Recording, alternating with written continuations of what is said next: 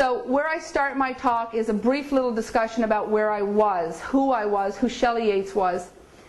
And I was a very unhappy little girl. My sexual abuse started at age 5, and it went on for a very, very long time. I was what I called a Prozac princess, because I was either on Prozac or lithium or something, trying to just stay on the planet. I was so unhappy, I was suicidal every day of my life. I would plan elaborate suicides and then say, oh, I can't do it today, I'll have to wait till tomorrow.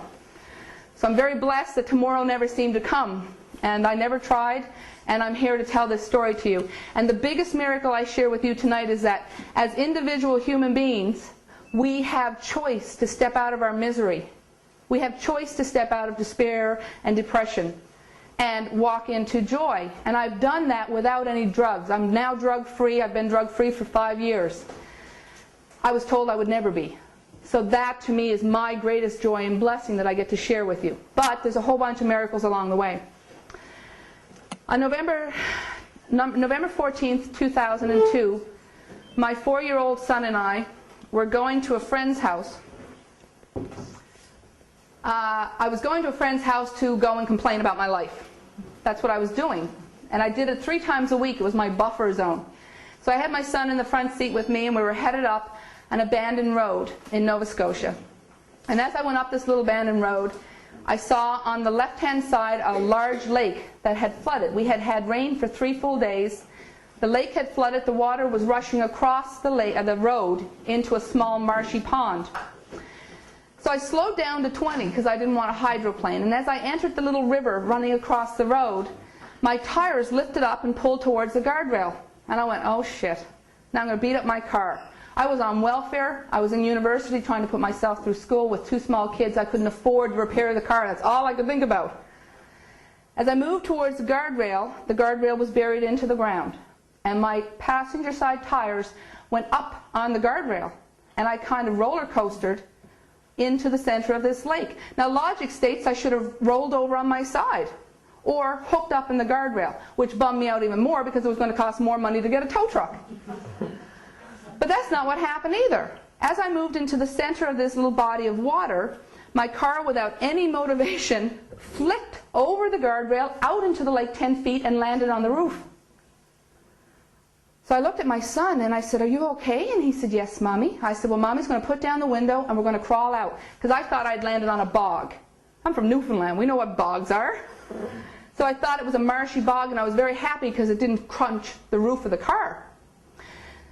So I put my finger on the window, and as I did, the water started to rush into the car. The window only opened this far. And I realized that my bog was a flooded marsh, and the car started to sink very, very quickly to the bottom. Now I wasn't panicked because I was a lifeguard and a scuba diver. I had my nationals. I had everything you could think of to do with lifeguarding and survival in water. So I looked at my son and I said, okay, this is a lake and we have got to get out of this lake.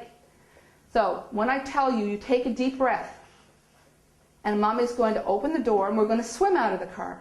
And he looked at me with that little boy, Mommy can do anything, look. So I grabbed him by his coat and I gripped tightly to hold his coat. And I put my other hand on the door handle and I waited.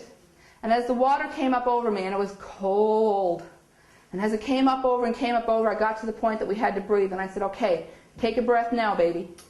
And the 2 of us took our breath and the water came up over our heads very quickly. I pulled the door handle, the door wouldn't budge. I leaned over, I pulled his door handle, it wouldn't budge. I started a little frantic, pulling on doors and pushing on windows. Nothing was moving. I needed both of my hands. So I took my son's body and I lifted him out of his chair and I pushed him into the back seat over my head, hoping if there was anywhere in the car that there was air, it might be in the back. But when I looked back, that car was upside down, and if there was air, it was in the trunk. So I pushed him away from me and I began in earnest life-saving. I'm pushing on doors and I'm pushing buttons and I'm pulling on things and I put my feet against windows. Nothing's budging. And I had to breathe. So as I took in my breath, the water rushed into my lungs like liquid fire. And I lost my cool. My ability to life save went out the window because I didn't mind dying. But my baby was drinking in fire water too. and I went into pure panic because I knew I was going to die. I could not get out of this car, and I knew I was going to die, so I wanted my son's body back. I wanted him to hold him because in his dying moments I had pushed him away. What was he going to think? So I started frantically searching the car for a coat tail or a shoe or something I could grab and pull back so I could die with my baby in my arms. I couldn't find anything, and the more frantic I got, I had to breathe. And just before I took the next breath, I heard in my ear, as loud as my voice to you today, relax, relax. And it was booming and majestic and commanding. Well, I didn't take commands from anybody. So this made no sense. I thought this was dying. I thought well, I was, hallucinating. Relax. And then almost as if the voice knew who Shelley was, it stopped commanding me and it started to lull me. You're okay. You need to calm down. You're going to be okay. They're coming to help you. Well, I was on a kind of an abandoned road. There was not much road traffic there. And I said, nobody's coming to help me. But all this happened. I wasn't looking for my son. I wasn't worrying about breathing. Time seemed to stop. All of a sudden, in through my chest came the knowledge of drowning. If I continued to fight the water, my lungs would fill up with water. And if they filled up with water, the guy doing CPR couldn't bring me back. So you need to relax. You need to give yourself over to the water and allow yourself to pass. I didn't need much prompting. I was tired and cold. I was suicidal anyway. And I said, give yourself over to absolute pleasure. And I put my arms out and my head back, and I died. That sentence is a sentence from the Rocky Horror Picture Show. Blows my mind, but that's what it was. So I died. My flesh and bones stayed in that car. But who Shelley is, the essence of who I am, went off out into the sky. And it was a majestic blue sky with little wisps of white cloud. And as I went up there, I found myself contained in a room. And the room was rectangular shaped with glass walls. But I couldn't see the glass walls. I just knew they were there. And if I was looking at the room this way, in the center of the room was a table, 4 feet by 4 feet by 4 inches, with a large pedestal base. And down the left-hand side of that table were 3 large beings in monk robes, heavy robes coming up over their heads, heavy, big, hooped armholes that they were holding themselves like this. They had their head bowed. I knew the rules of the game. I knew what was happening. The first guy had taken a roll, the second guy had taken a roll, and now it was this third one on the corner. This long, willowy hand came out of the robe, and it looked like it had long fingers, but it looked like mercury in a tube. And it picked up a die. Now, when I looked down at the table, there was a relief map etched into the table, and it was the continents before they split. And I learned that that was the Pangaea, but I could also see Lemuria and Atlantis. I was like, wow. So as this being had the die in its hand, it tossed it across the table, and the die rolled, and it stopped, and the being was pissed off. It didn't hear anything, but you just knew the feeling of, I didn't get what I wanted feeling. And out of the robe came the big long hand again, and it went ping, and my car flew over the guardrail and out into the lake, because the Pangaea had shifted.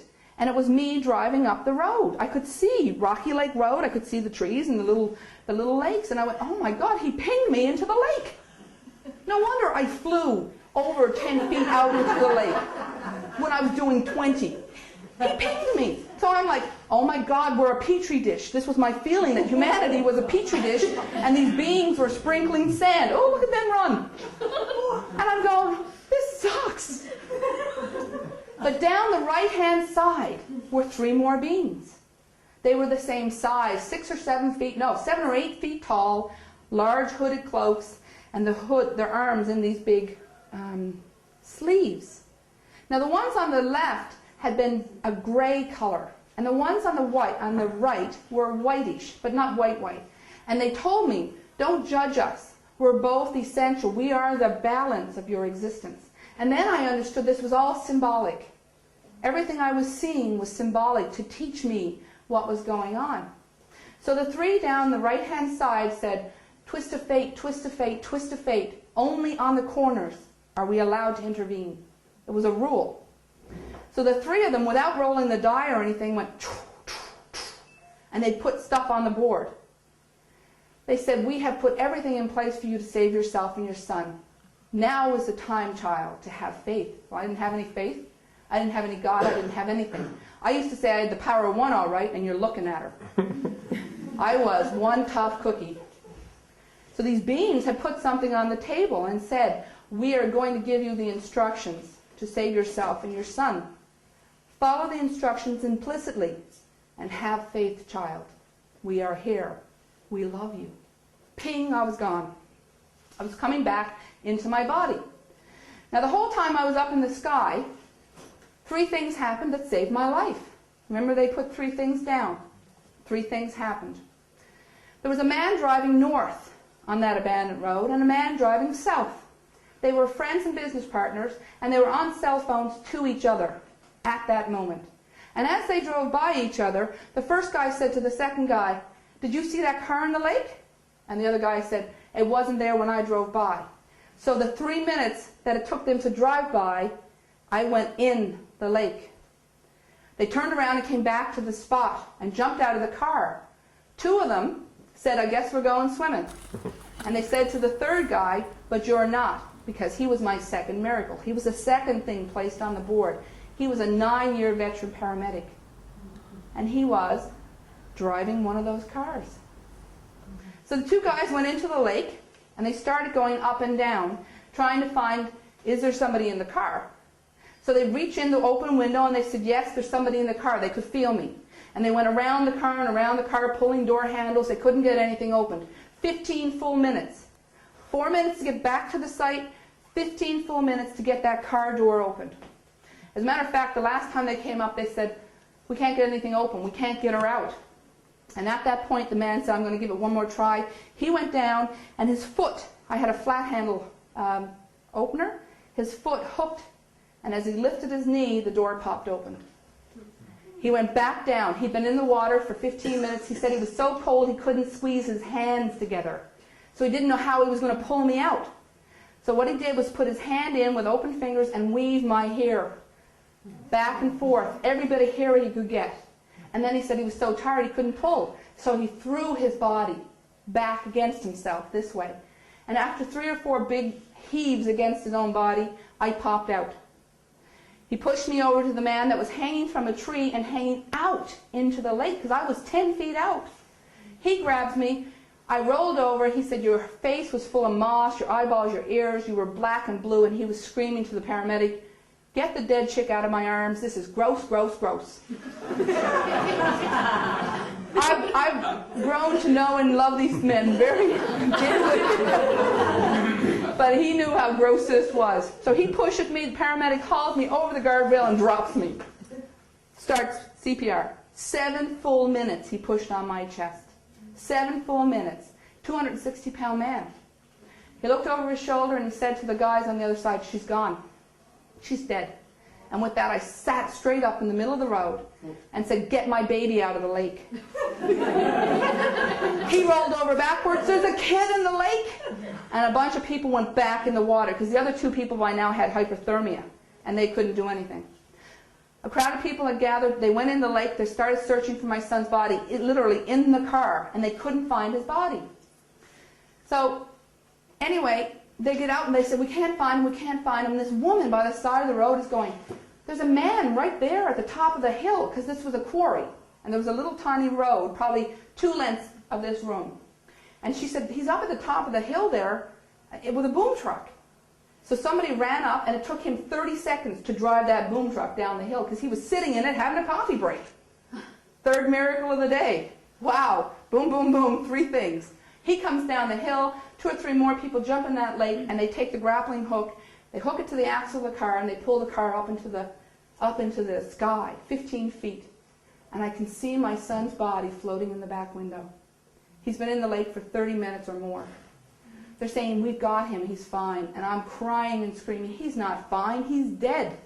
He's been in the lake for 30 minutes. I'm trying to get up and I'm pushing. It took 4 men to hold me down that day. You know, the whole mother's love and so powerful. I had bruises from being held down. By that time, the ambulance had showed up. They opened the car door, and as the water flowed out of the car, my son's body floated out, and a man caught him. And they said, we've got him, he's fine. I knew he wasn't fine, but by now it was too late, and they were putting me in an ambulance, and they were taking me to the adult hospital, which was one other place. And they put him in an ambulance and took him to his hospital, which was somewhere else. So we went different directions. And the whole way I'm crying, give me morphine, I just want to be zoned out. I killed my son, I killed my son. I get to the hospital and it keeps going. I want drugs, I don't want to be here. And the doctors are saying, okay, and they're getting ready to give me a shot, but my boyfriend is there saying, no drugs till we find out about Evan. And the doctor said, we've already found out about Evan, your son is dead, and we can't lose you too. My blood pressure was 250/195. They had the crash cart ready. My core temperature was down to, you shouldn't be here. And the doctor said, if you put your feet on the floor, you're going to have a heart attack and die, so don't move. My friends were all there crying and like, what are we going to do? And my other girlfriend, who's a real doer, gets in the car and drives to the other hospital and comes back and she says, get your ass out of that bed. Your son needs you. He's alive and he's over there.